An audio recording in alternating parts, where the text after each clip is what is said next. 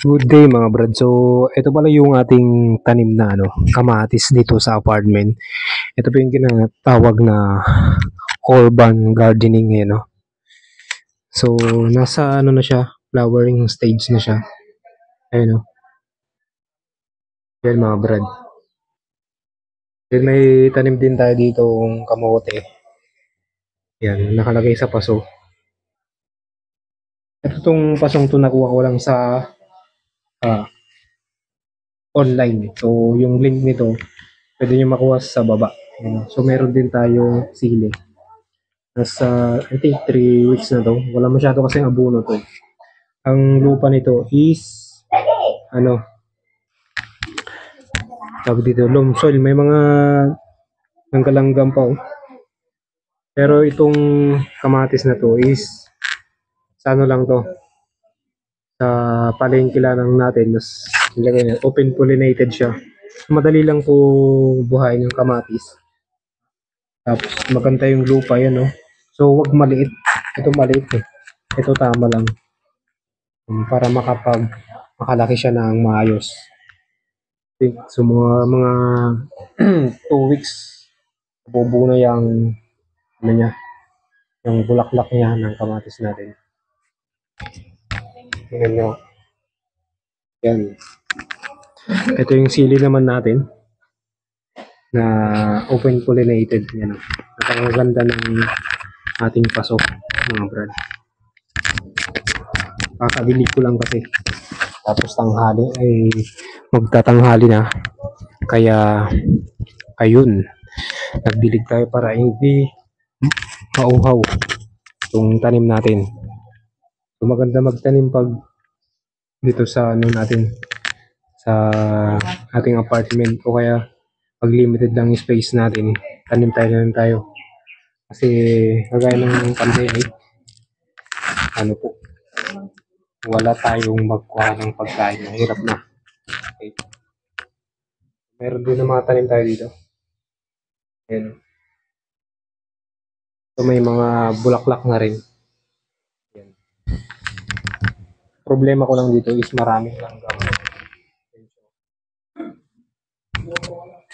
Yan. Kailan na mga langgam. Naka-loam soil pala to, loam soil. Yan. Gandang lupa yan. So, combination yan. May loam soil tsaka natural soil. Okay? Para buhagag po yung lupa natin.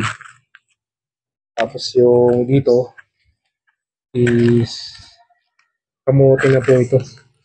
Yan, talbos-talbosan ko na rin. Yung mga pinagkainan ko dito na mga nilalagay ko na lang dito. Hinayang ko na lang mabulok. Ito yung tinatalbosan natin. Ito yung tinatawag na urban gardening. So, hindi pa siya masyado maayos dahil limited lang po yung space. Tingnan nyo naman. Hanggang dun lang. Tsaka dito. So, once na nakauwi tayo sa Pangasinan, yan. Gagawa tayo ng farm. As of now, ito pa lang yung ating garden.